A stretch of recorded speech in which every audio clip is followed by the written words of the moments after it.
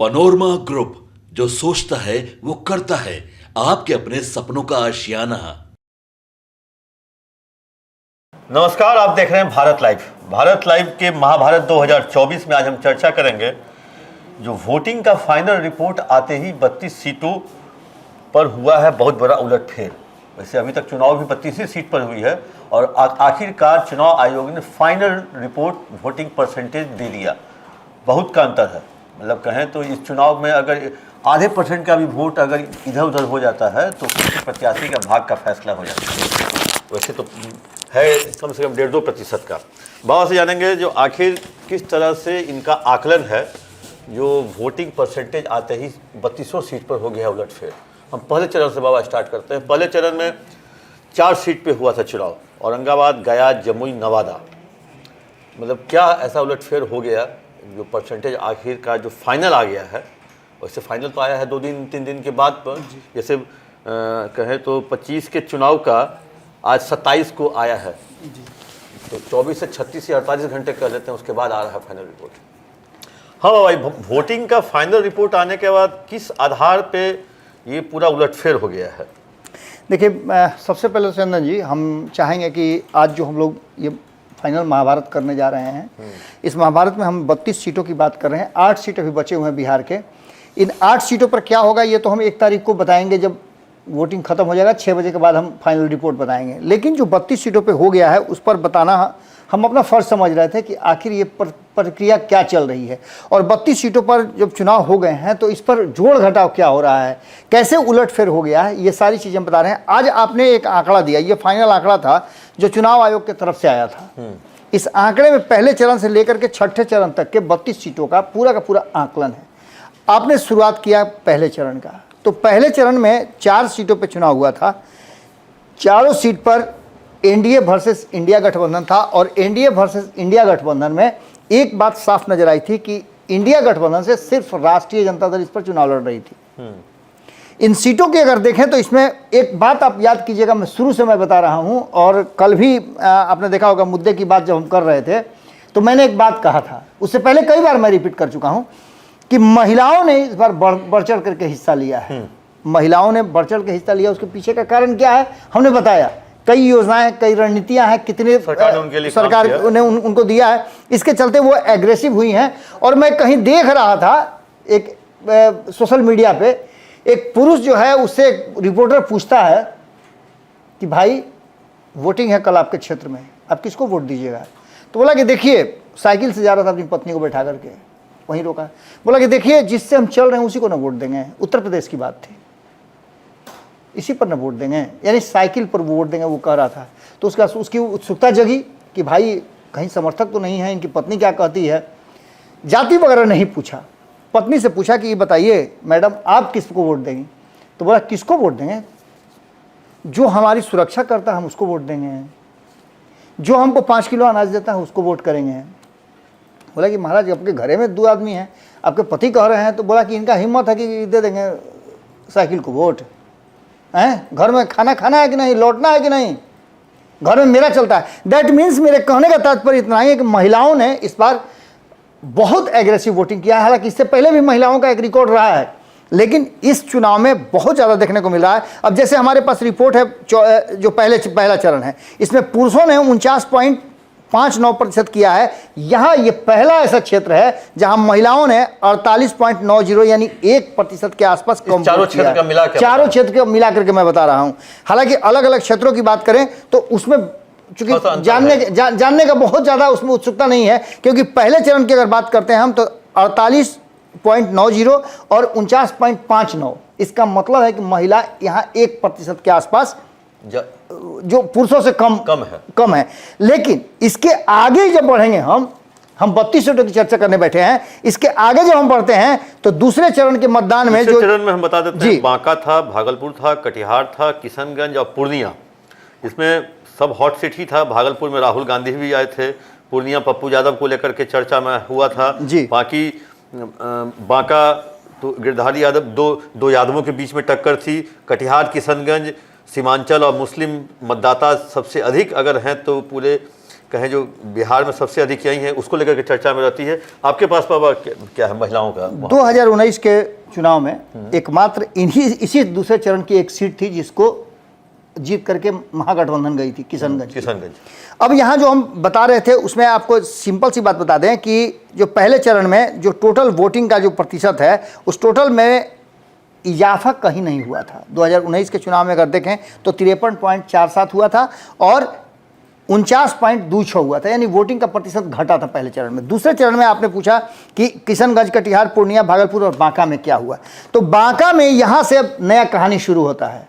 आपको याद होगा कि मैंने कहा था कि 3 तलाक से लेकर के बाकी की सारी चीज़ें जो है वो कहीं ना कहीं इस चुनाव में एक मुद्दा बनी है। यहाँ पर पुरुषों ने 56.41% वोट किया है, महिलाओं ने यहाँ 62.73, 62.73, यानी कि आप समझिए कि 6% के आसपास महिलाओं ने ज़्यादा वोट किया है। दैट मीन्स कि आप समझ सकते हैं। और कुल अगर हम देखते हैं तो इस बार बहुत बेहतर यहाँ का वोटिंग हुआ है, 59.45, 60% से कम वोट था, वहीं 62.52% ये दूसरे चरण में वोट हुआ है। इसका मतलब सीधा समझ लीजिए कि जो बातें हम कह रहे थे एग्रेसिव वोटिंग की, यहाँ महिलाओं ने 2% वोट किया है और लगभग उतना ही प्रतिशत वोट जो है बढ़ करके फाइनल रिपोर्टिंग में आ रहा है। इसके बाद अगर हम आगे के चरण में चलते हैं, तीसरे चरण में अररिया, झंझारपुर, खगड़िया, मधेपुरा और सुपौल, ये भी फेज काफ़ी चर्चित था। झंझारपुर में गुलाब यादव ने चर्चा में ला दिया। मधेपुरा जो कहा जाता है गोप और पोप का बात, गोप और पोप। खगड़िया एक प्रयोग था, एक प्रयोग किए एलजेपी के चिराग ने, एक तरह से लोग उनको बाहरी कहते हैं। सुपौल में त्रिकोणीय था। भागलपुर के रहने वाले हैं, भागलपुर से गए खगड़िया लड़ने के लिए, उससे बहुत ज़्यादा दूरी नहीं है जी। तो ये भी चरण जो था वो काफ़ी इंपॉर्टेंट चरण था। चर्चा मतलब बिहार का कोई चरण ऐसा नहीं जिसमें चर्चा नहीं हो। इसमें भी चौंकाने वाले परिणाम हैं। जो फाइनल रिपोर्ट हमारे पास आया है 32 सीटों का, उसमें फाइनल रिपोर्ट में अगर पुरुषों की बात करें तो इस तीसरे चरण में 53.57, तो वहीं अगर बात करें महिलाओं की तो 65.20। 65 जी, मतलब 12% ज़्यादा जी। अब आप समझ सकते हैं कि किस तरह से महिलाएं एग्रेसिव हो रही हैं। और जो नीतीश कुमार बार बार कहते हैं कि चौक चौराहे पर जाइए ना, ये तो मुस्लिम बहुल क्षेत्र भी नहीं है जी। इसमें कुछ क्षेत्रों को छोड़ करके जैसे अररिया, इसमें मुस्लिम बहुल क्षेत्र है और यहाँ भी आपने देखा होगा कि वोटिंग प्रतिशत जो है काफ़ी कुछ पीछे से आगे 61.93 था, जो कि 2014 में 61.48 था और 64.79 था 2019 में जब एग्रेसिव वोटिंग हुआ था। और अररिया एक ऐसा क्षेत्र है जहाँ पत्थर पे दूब की बात करते हैं हम। यहाँ से मुस्लिम बहुल क्षेत्र है, 60% ज़्यादा मुस्लिम है, लेकिन यहाँ से बीजेपी जीत करके आती है। इसका मतलब है कि कुछ ना कुछ तो कहानी यहाँ है। और इस कहानी में अगर महिलाओं के वोट प्रतिशत को आप देखते हैं तो कहानी ऑटोमेटिक आपको समझ में आने लगती है कि यहाँ किस तरह की कहानी हो रही है। जिस बात की चर्चा हम लगातार करते आ रहे हैं 6 चरण के चुनाव में, वो बात यहाँ साफ साफ दिखती है। इसके आगे की अगर बात करते हैं चौथे चरण की, बेगूसराय, दरभंगा, मुंगेर, समस्तीपुर, उजियारपुर। समस्तीपुर चर्चा में दो पिता की मतलब कहें विरासत संभालने के लिए जद्दोजहद कर रहे हैं संभवी और सनी हजारी। उजियारपुर में केंद्रीय गृह राज्य मंत्री। मुंगेर तो कहें तो आश्चर्य हो गया, अनंत सिंह घूम गए पैरोल पे आके, ललन सिंह के लिए हो गया। अशोक महतो को 60 साल की उम्र में शादी करवा दिया गया, लालू ने करवा दिया। और 46 साल की उनकी पत्नी है। अच्छा, एक चीज हमको बताइए आप कि जब नीतीश कुमार शादी करा करके चुनाव लड़वा सकते हैं कविता को, अजय को, तो लालू प्रसाद कैसे पीछे रहेंगे? हाँ। दोनों में तो टेंशन वही चलता है ना। गोतिया पटदार में आप देखिएगा ना कि वो एक ईंटा अगर ऊपर उठाएगा तो दूसरा का जब छत ढालेगा ना तो 1 इंच उससे ऊपर ढालेगा। ये चलता है। तो वही गोतिया दोनों भाई कहते हैं, बड़ा भाई छोटा भाई, और तेजस्वी चचा कहते हैं। यही कारण है कभी गोतिहारो अच्छा भी हो जाता है। यही कारण है 2 बार सत्ता में भी आए। बेगूसराय में फायर ब्रांड बीजेपी के नेता गिरिराज सिंह जी, वो भी अंतिम पारी खेल रहे हैं। वो मतलब कहते पीओके पे खड़ा रहते हैं। हाँ। इधर उधर बोला चल पाकिस्तान जाओ सीधे पाकिस्तान भेजते। तो इस चौथे चरण की अगर बात करें तो यहाँ भी चौंकाने वाली बात है चंदन जी। यहाँ 54.39% पुरुषों ने अगर मतदान किया है तो वहीं महिलाओं ने 62.47, 62.47। यहाँ भी समझ लीजिए कि एक ड्रास्टिक परिवर्तन हुआ है। और यहाँ जो वोटिंग का ट्रेंड है वो साफ बता रहा है कि यहाँ भी कितना यहाँ बढ़ोतरी है? 54.39 और 62.47, मतलब 8%। जी तो सबसे अधिक तो तीसरा फेज में रहा 12%। बिल्कुल 12, बिल्कुल। 8।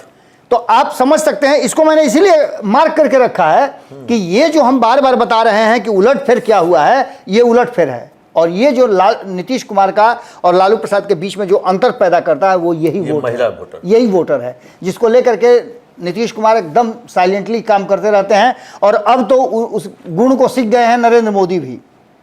यही कारण है। इसके आगे अगर 5वें चरण में हम आते हैं तो 5वें चरण में भी 5 सीटों पर चुनाव था। हाजीपुर, मधुबनी, मुजफ्फरपुर, सारण, सीतामढ़ी प्रयोग, यहाँ बीजेपी ने अपना सीट दे दिया जेडीयू को। जी सारण लालू प्रसाद यादव को कीर्ति देने वाली बेटी रोहिणी आचार्य जी, और एकमात्र ऐसा सीट है जो कई चुनाव के बाद, जहां चुनाव के बाद घटनाएं भी घटी, हिंसा भी हुई और बदनामी भी हुई। मुजफ्फरपुर बीजेपी ने अपने सिटिंग एमपी को टिकट न दे करके बीजेपी के जिस सिटिंग एमपी ने जिसको हराया था उसको बीजेपी ने टिकट दे दिया। जी, ये भी अपने आप में मुजफ्फरपुर भी बड़ा अजीब तरह का था। मधुबनी में हुकुमदेव नारायण का गर्व कहे जाने वाले उनके बेटा दूसरी बार लड़ रहे हैं। हाजीपुर रामविलास पासवान की विरासत को आगे बढ़ा पाते हैं कि नहीं चिराग, उसको लेकर के जद्दोजहद।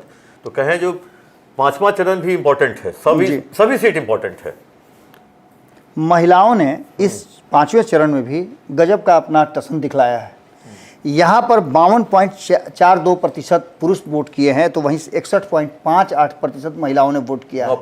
और ये 5 सीट पर आप देख सकते हैं, यहाँ आंकड़े हमारे पास हैं कि 60% से ज़्यादा महिलाओं ने वोट किया है। और पुरुष का 50, 45, 50, मतलब पुरुष का 52% है। इसका मतलब कि 50 के आसपास वो 52% किए हैं। यानी सीधी सी बात है कि ये जो वोटिंग का ट्रेंड जो हमें नजर आ रहा है, इससे अंदाजा लगाया जा सकता है कि किस तरह की बात है। इस बीच में मैं 6ठे चरण का बात करने से पहले एक बहुत महत्वपूर्ण बात बता दूं कि मेरे पास कुछ रिपोर्ट है, जिस रिपोर्ट के आधार पर जो लोग इंडिया गठबंधन में हैं, अगर उनसे आप पूछने जाइए कि इंडिया गठबंधन कितनी सीटों पर चुनाव जीत रहा है, तो वो ये नहीं बताएंगे इंडिया गठबंधन कितने सीटों पर चुनाव जीत रहा है। वो सीधे जवाब देंगे कि मोदी इतने सीटों पर अटक गए हैं। यानी कि अगर केजरीवाल से पूछे कि आप कितनी सीटों पर चुनाव जीत रहे हैं, तो वो कहेंगे मोदी 220 से ज़्यादा नहीं आएगा। वो ये नहीं कहेंगे हम कितनी सीटों पर जीत रहे हैं। और भाजपा और एनडीए ये कह रही है कि हम इतने सीटों पर जीतेंगे। मतलब उसका यही एक लब्बोलवाब है। अगर किसी आदमी से पूछिए जो देश की राजधानी कहाँ है, लखनऊ वाले से, तो कहेगा जो वंदे भारत पकड़ लो, वो यहाँ पे अंतिम स्टेशन होगा, वो भारत की राजधानी। वो भारत की राजधानी। पटना वाले किसी से पूछिए, कहेगा पटना जंक्शन से पकड़ लो राजधानी, और जहाँ वो ट्रेन अंतिम बार जाके खड़ी हो जाए वही देश की राजधानी है। आंसर तो वही हुआ। बिल्कुल। राहुल गांधी से आप पूछिए कि भाई आप राष्ट्रीय पार्टी हैं, बहुत पुरानी पार्टी है, आप टक्कर दे रहे हैं, सरकार बना रहे हैं, तो ये नहीं कहेंगे सरकार बना रहे हैं, वो ये कहेंगे मोदी को 150 से ज़्यादा नहीं होने देंगे। दैट मीन्स कि वो साफ साफ नहीं कहेंगे। इसके बाद लालू प्रसाद से कहें तो लालू प्रसाद और तेजस्वी यादव में बड़ा कंट्राडिक्शन है। लालू प्रसाद को लगता है अपने अनुभव से कि 100 सीटें जीतेंगे, 200 सीटें जीतेंगे एनडीए वाले, और तेजस्वी यादव को जो लेमन चूस चुसाए हैं नीतीश कुमार 17 महीना, उस लेमन चूस के कारण उनको लगता है ना कि 100 सीट जीत करके से ज़्यादा नहीं जीत पाएगी एनडीए। इसके अलावे अगर आगे बढ़े, शशि थरूर की बात करें तो पटना में आकर बोल गए हैं 300 सीट। ममता बनर्जी को 200 सीट लगता है, संजय राउत को 200 सीट लगता है। इसके अलावे आपको बता दें कि प्रशांत किशोर और योगेंद्र यादव की बात सुने, इसके अलावे और भी देश के बड़े जो पत्रकार हैं जो शोध लगातार कर रहे हैं, उन लोगों की बात सुने तो प्रशांत किशोर ने 300 से ज़्यादा सीटों की बात कही है। लेकिन पहले कुछ और बोलते थे। पहले की बात छोड़ दीजिए ना, अब ये जब हमारे पास ये उलटफेर वाला लिस्ट आ गया है तो ये लिस्ट सबके पास लगभग पहुंचा होगा ना। और देखिए असल चीज होता है कि एग्जिट पोल और प्री पोल, ये दो चीजें जो है आप सर्वे कराते हैं जो लोगों से, पब्लिक ओपिनियन कराते हैं और एग्जिट पोल निकालते हैं, तो दोनों में काफी अंतर है। आप जब पब्लिक ओपिनियन कराते हैं तो चुनाव से पहले हर उम्र के लोगों से पूछते हैं, जो वोट नहीं देने वाला उससे भी पूछते हैं आप, कोई बाहरी भी होता है। और जो आप एग्जिट पोल करते हैं तो जब पोलिंग बूथ पे जो वोट देकर के आता है आप उससे पूछते हैं कि भैया किसको वोट दिए, उसके आधार पर आप निकालते हैं आंकड़ा कि यहाँ पर क्या स्थिति है। अब योगेंद्र यादव को लगता है कि भाजपा और एनडीए सरकार नहीं बना पाएगी, 240 से नीचे रहेगा। वहीं प्रशांत किशोर ने 300 से ऊपर की बात कह दी है। वहीं और भी जितने इस देश में इस तरह के एजेंसियां हैं जो लगातार सर्वे करती हैं, उन एजेंसियों का भी मानना है कि नरेंद्र मोदी की सरकार इस बार बन रही है, उसमें कहीं कोई दो राय नहीं है। छठे चरण की बात करें तो छठे चरण में जो अंतिम चरण अब तक हो चुका है, इसके बाद मात्र 8 सीटें बच जाएंगी। जिस 32 सीटों की बात हम कर रहे थे उसमें हम चाहेंगे कि कौन कौन सा सीट है। वाल्मीकि नगर है, बेतिया है, मोतिहारी है, शिवहर है, वैशाली है, गोपालगंज है, सिवान है, महाराजगंज है। इसमें हम बात सबसे पहले करते हैं, वाल्मीकि नगर कोई चर्चा में नहीं है, ठीक है, वहाँ एक बाहरी कैंडिडेट आरजेडी ने दिया है, हरियाणा की किसी दीपक यादव को टिकट दिया है, वो यहाँ चीनी मिल और इथेनॉल की फैक्ट्री चलाते हैं जी। बेतिया ब्राह्मणों का क्षेत्र रहा है, संजय जायसवाल को रिपीट किया गया है और यहाँ पे मदन मोहन तिवारी कांग्रेस से लड़ रहे हैं।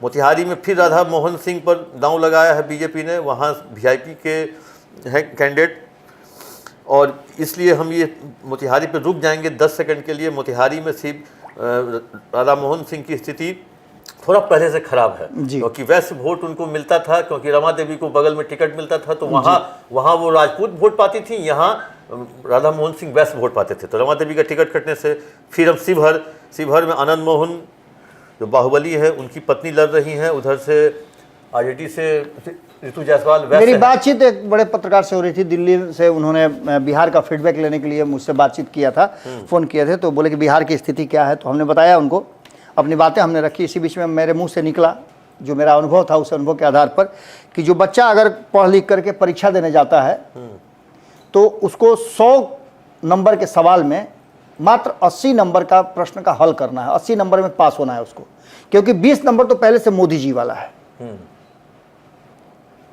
तो उसको उसमें से अगर 42 में 33 में पास है 100 में, तो उसको लाना कितना है 13 नंबर।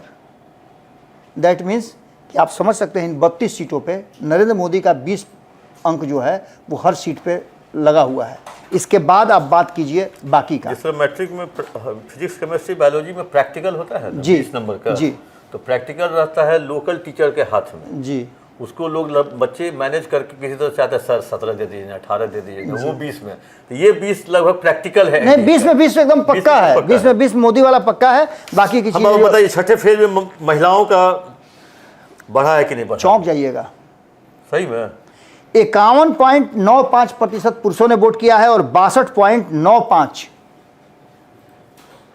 इसका मतलब समझ लिए 10% से के आसपास, लगभग 11% महिलाओं ने यहाँ वोट किया है। क्या है देखिए महिलाओं, सिवान में आप देख लीजिए महिलाओं का वोटिंग प्रतिशत जो है वो 47% पुरुष हैं और 58% महिलाएं हैं, यानी 11% यहाँ भी हो रहा है। सिवान में इसलिए पूछे क्योंकि सिवान में साहबुद्दीन की पत्नी है ना, साहब भी महिला है जी, जेडीयू की कैंडिडेट रमेश कुशवाहा की पत्नी भी महिला है और जो हटी है जिनका टिकट काटा गया है वो भी महिला। एकमात्र ये सीट है और इसके अलावा गोपालगंज का सीट है जो रिजर्व सीट है। इन दोनों में 50% मैंने 60% से कम वोट हुआ है और एक सीट महाराजगंज है जहां पर लड़ाई बहुत बड़ी नहीं थी, आप समझ ही रहे हैं। अब तो वोटिंग हो चुका है तो 58% यहाँ था। बाकी जितनी भी सीटें हैं सब पर 60% ज़्यादा महिलाओं ने वोट किया है और इसका सीधा सीधा मतलब हो रहा है कि इस बार जो नीतीश कुमार के साइलेंट वोटर की हम बात कर रहे थे, जो हम उलटफेर की बात कर रहे थे, उस 32 सीटों पर उलटफेर हो गया है। अब इसके आधार पर हम चाहेंगे कि जो बड़े बड़े विश्लेषक हैं,